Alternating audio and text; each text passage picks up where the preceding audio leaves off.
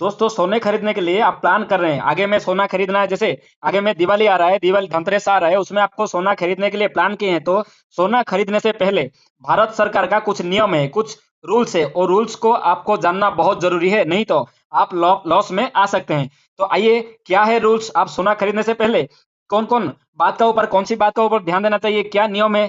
तो देखिए सोना खरीदने में क्या नियम है, आइए देखेंगे। क्या आप इस त्योहार में सोना खरीदने के लिए जा रहे हैं? तो आपको क्या पता है सोना खरीदने के लिए कौन सा नियम है? जैसे कि नकद में कैश देके हम कितना तक सोना, कितना तक पैसा देके, नकद कैश पैसा देके हम लोग सोना खरीद सकते हैं। जैसे क्या हमको पता है हम जो सोना खरीद रहे हैं उसका गुणवत्ता, उसका क्वालिटी अच्छा है, HUID हॉलमार्क क्या है, सोने की पहचान कैसे करें, करेक्ट की कैसे पहचान करें, जैसे 22 कैरेट, 24 कैरेट, 18 कैरेट, ये सब का हम लोग कैसे पहचानते हैं, ये सब आपको क्या पता है क्या? तो आइए, ये सभी डिटेल्स आपको, ये सभी डिटेल्स पता नहीं है तो आप सोना खरीदने के लिए जाते हैं तो आप लॉस में आ सकते हैं। आपको कोई भी दुकान वाला आपको कोई भी डुप्लीकेट मटेरियल देके आपको बहुत कुछ नुकसान करवा सकते हैं। तो आइए इसके बारे में जनरल कुछ नॉलेज, जैसे हम सोना खरीदने से पहले क्या क्या हमको जानना जरूरी है, आज का वीडियो में हम आलोचना करेंगे। जैसे एक नंबर है, यदि आप 2 लाख रुपए से ज्यादा का आप मूल्य देखिए, और यदि आप 2 लाख रुपए या उससे अधिक मूल्य का सोना खरीदते हैं तो आपको पैन कार्ड देना पड़ेगा। पहले क्या था, हम जितना भी सोना खरीदते थे हमको कुछ डॉक्यूमेंट देना नहीं पड़ रहा था, लेकिन अभी सरकार का नया नियम के हिसाब से हमको 2 लाख से ऊपर हम सोना खरीदेंगे तो हमको क्या करना पड़ेगा, पैन कार्ड का कॉपी उनको दुकान वाला को देना पड़ेगा। जैसे 2 नंबर नियम है, अगर आप 2 लाख रुपए से ज्यादा की खरीदारी करते हैं तो आप नगद नहीं दे सकते हैं, नगद कैश पैसा नहीं दे सकते हैं, आपको यूपीआई कार्ड और आपको बैंक ट्रांसफर के जरिए करना है। देखिए, अगर आप लोग 2 लाख से ज्यादा का सोना खरीदते हैं तो आप कैश ट्रांजेक्शन नहीं कर सकते हैं, आपको क्या करना है, यूपीआई ट्रांजेक्शन करना है, नहीं तो कार्ड का थ्रू करना है, नहीं तो बैंक द्वारा आपको ट्रांसफर करना है। देखिए 3 नंबर नियम क्या है, 3 नंबर है, अगर आप लोग 10 लाख रुपए से अधिक का सोना खरीदते हैं तो आपको पैन कार्ड के साथ, पान कार्ड के साथ आधार कार्ड भी देना पड़ेगा। देखिए, आप 10 लाख से ज्यादा सोना खरीदते हैं तो आपको पान कार्ड देना पड़ेगा, उसके साथ आधार कार्ड भी देना पड़ेगा। उसका साथ साथ आपको क्या करना पड़ेगा, आप जो 10 लाख का सोना खरीद रहे हैं, देखिए 10 लाख का सोना खरीद रहे हैं, वो 10 लाख आप कहाँ से लाए हैं, कैसे कहाँ से इनकम किए हैं, उसका भी कुछ प्रूफ आपको सबमिट करना पड़ सकता है। ये नया नियम है गवर्नमेंट का। देखिए 4 नंबर क्या है, 4 नंबर है, अब बिल को बांट कर पैन नियम की, देखिए इसका मीनिंग है, बिल को बांट कर बोलने से इसका क्या है, देखिए पहले क्या हो रहा था, 3 लाख का एक हम लोग सोना खरीदा है, इसका कीमत है 3 लाख। 3 लाख से हम लोग क्या करते थे, दो आदमी, जैसे एक हो गया ए, बी, हम लोग क्या करते थे, ए 3 लाख को ए का नाम पे 1.5 लाख का बिल और बी का नाम पे 1.5 लाख का बिल करते थे। इसमें क्या होगा ना, इनकम टैक्स का कुछ प्रॉब्लम नहीं आएगा। हम लोग क्या किए, 2 लाख का अंदर जैसे कुछ कुछ पैसा करके A B C जैसे ऐसा करके डिवाइड करते थे सोना को। हम जैसे 2 लाख हो गया, 3 लाख हो गया, 10 लाख हो गया, तो हम 3-3 लाख ऐसा करके 3 बिल 4 बिल ऐसे पहले बना सकते थे। लेकिन अभी गवर्नमेंट का नया रूल्स आ गया जिसमें क्या है, हम लोग जो भी सोना खरीदेंगे, जो भी छोटा हो बड़ा हो, जो भी सोना खरीदेंगे उसमें क्या नंबर आएगा, एक HUID नंबर आएगा। उसमें क्या पता चलेगा, इस नंबर से पता चलेगा, इस नंबर का मीनिंग क्या है, हॉलमार्क यूनिक आईडी। इसमें क्या पता चलेगा, इस आपको हर एक सोना में separate separate unique HUID number रहेगा। और जैसे आपको सिंपल बातों में समझाना है तो जैसे बाइक है, बाइक हमको कैसे पता चलेगा ये बाइक किसका है, उसका रजिस्ट्रेशन नंबर, रजिस्ट्रेशन नंबर से पता चलेगा बाइक का ओनर कौन है, कब खरीदा गया था, इसका कहाँ कौन सा आरटीओ है, सब कुछ पता चलेगा। ठीक उसी तरह अभी सरकार ने किए किए हैं, भारतीय सरकार ने हर एक सोना का ऊपर एक HUID एक नंबर रहेगा, उसका जरिए पता चलेगा ये सोना का कैरेट कितना है, 22 कैरेट है, 24 कैरेट है, कौन सा दुकान वाला इसको बनाया है और उसका एड्रेस क्या है, इसमें BIS का हॉलमार्क कौन सा सेंटर से मारा गया है, और ये ओरिजिनल है डुप्लीकेट है, सब कुछ डिटेल्स पता चलेगा ये HUID नंबर से।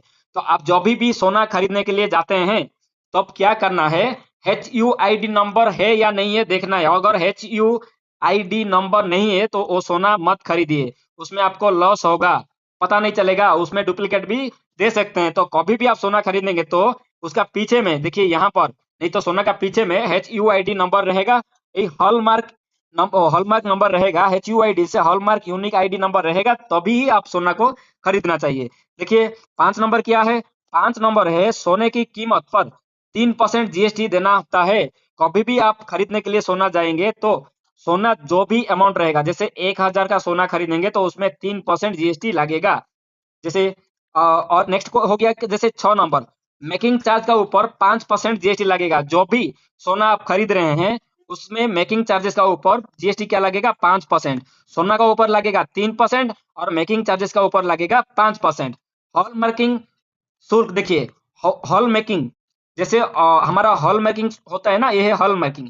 इसको बनाने के लिए इसका जो कॉस्ट रहता है, इस कॉस्ट 45 टू 100 तक रहता है। आपको जब भी सोना खरीदेंगे तो उसमें हॉलमार्क का मेकिंग चार्जेस 45 टू 100 तक रहेगा। आपको समझ में आ गया होगा। तो आइए दोस्तों अभी देखेंगे सोना खरीदने से पहले। देखिए सोना खरीदने की सोच रहे हैं तो आपको कुछ स्मार्ट टिप्स का याद रखना है। जैसे कि आप केवल 22 कैरेट या 24 कैरेट का सोना ही लेना है, वो भी हॉलमार्क वाला। बिना हॉलमार्क वाला कभी भी आप सोना नहीं खरीदना है। आपका मन में एक डाउट आया होगा, 22 कैरेट 24 कैरेट इसमें डिफरेंस क्या है? जैसे हम बता रहे हैं, देखिए जैसे मार्केट में कितना सोना मिलता है, देखिए 18 कैरेट का मिलता है, 10 कैरेट का मिलता है, 9 कैरेट का मिलता है, 22 कैरेट का मिलता है, 24 कैरेट का सोना भी मिलता है। जैसे 24 कैरेट गोल्ड में 99% देखिए 99.9% सोना ओरिजिनल है, उसमें वेस्ट कुछ नहीं है, पूरा सोना है 24 कैरेट में। 22 कैरेट में क्या आएगा? 22 कैरेट में आप कभी भी सोना खरीद रहे हैं, आपको कैसे पता चलेगा वो 22 कैरेट है, 24 कैरेट है, 18 कैरेट है? कभी भी आप सोना खरीद रहे हैं तो सोना का पीछे का साइड में आप देखेंगे ऐसा लिखा होगा 22 के 916। इसका मीनिंग क्या है? इसका मीनिंग है 22 के का मीनिंग है 22 कैरेट, 916 का मीनिंग है 91.6 परसेंटेज। उसका मीनिंग है 91.6 परसेंटेज सोना है और बाकी पूरा वेस्ट है। ठीक उसी तरह 24 कैरेट सोना में क्या रहेगा? 24 के 999 रहेगा और 18 के में क्या रहेगा? 18 के 750 ऐसा रहेगा। उसका मीनिंग क्या है? 18 वाला में 75% ही सोना रहेगा, बाकी पूरा क्या रहेगा? बाकी पूरा वेस्ट रहेगा। तो कभी भी आप सोना खरीदेंगे तो 22 या 24 इसीलिए लेना चाहिए। आप जब भी जरूरत पड़ेगा आप सोना को फिर बेचेंगे तो उसका कीमत अच्छा आपको रिटर्न मिलेगा। आप 18 के का खरीदेंगे, 18 कैरेट का खरीदेंगे तो आप जब भी उसको बेचेंगे आपको कम पैसा मिलेगा। समझ में आ गया? देखिए नेक्स्ट क्या है, कभी भी आप सोना खरीदने के लिए जा रहे हैं तो मार्केट में वो 22 कैरेट हो, 18 कैरेट हो या 24 कैरेट हो, जो भी कैरेट है उसका मार्केट में उस दिन का रेट कितना है, मार्केट में उसका रेट कितना है आपको जरूर देखना है। और एक बात में ध्यान देना है, आपको टैक्स इनवॉइस जरूर लेना है। जब भी आप सोना खरीदते हैं तो टैक्स इनवॉइस जरूर लेना है। और टैक्स इनवॉइस में क्या रहना है ना, सोना का कौन सा कैटेगरी, जैसे 22 कैरेट 24 कैरेट ये मेंशन होना है, मेकिंग चार्जेस मेंशन होना है, GST मेंशन होना है, वो दुकान का एड्रेस मेंशन होना है, कॉन्टैक्ट नंबर मेंशन होना है, उसका साइन ओरिजिनल रहना है। ये सब डिटेल्स पूरा एक एक डिटेल्स इनवॉइस में रहना चाहिए। और इनवॉइस क्या रहेगा ना, टैक्स इनवॉइस ही रहेगा। नॉर्मल एस्टिमेट परफॉर्मा इनवॉइस ये सब नहीं चलेगा, ओनली टैक्स इनवॉइस आपको चाहिए। याद रखिए, हो गया। आइए नेक्स्ट देखेंगे। नेक्स्ट क्या है, आप 2025 में सोना खरीदते हैं तो इसमें और कुछ नया नियम है। जैसे आप कभी भी सोना खरीदते हैं तो उसमें एक मार्क देखिए, ऐसा वाला एक मार्क रहेगा, इसका ये है BIS का हॉल मार्क, जैसे ब्यूरो ऑफ इंडियन स्टैंडर्ड का हॉल मार्क, जो कि हर एक सोना में रहता है। जिसमें नहीं है वो सोना का क्वालिटी अच्छा नहीं है, वो सोना को आप नहीं खरीदना है। और हर टाइम है जो भी सोना खरीदेंगे उसमें HUID स्टाम्प रहना है। समझ में आ गया? और कभी भी सोना आपको लेने के लिए प्लान है तो आप अक्षय तृतीया और धनतेरस में ले सकते हैं, क्योंकि ये 2 दिन बहुत शुभदायक होता है सोना खरीदने के लिए। और एक बात, आप कभी भी सोना खरीदेंगे तो हर टाइम में बड़ा से बड़ा दुकान से ही सोना खरीदिए, क्योंकि आप बड़ा दुकान से सोना खरीदेंगे तो वो लोग प्रॉपर GST इनवॉइस देगा। इनवॉइस से क्या होगा ना, एक सोना हम लोग खरीद लिया, देखिए हम लोग क्या किया, ये सोना को खरीद लिया, अभी क्या होगा, बीच में क्या हुआ, ये चोरी हो गया। हम लोग पुलिस स्टेशन जाएंगे, पुलिस स्टेशन में जाके कंप्लेन दे दिए। कंप्लेन देने से पुलिस हमको पूछेगा ये सोना हमारा हो बोल के, क्या उसका प्रूफ क्या है, ये सोनाटा हम लोग खरीदा है या हम लोग कहाँ से चोरी किया है ना खरीदा है, उसका क्या प्रूफ है? ये सबका प्रूफ है टैक्स इनवॉइस।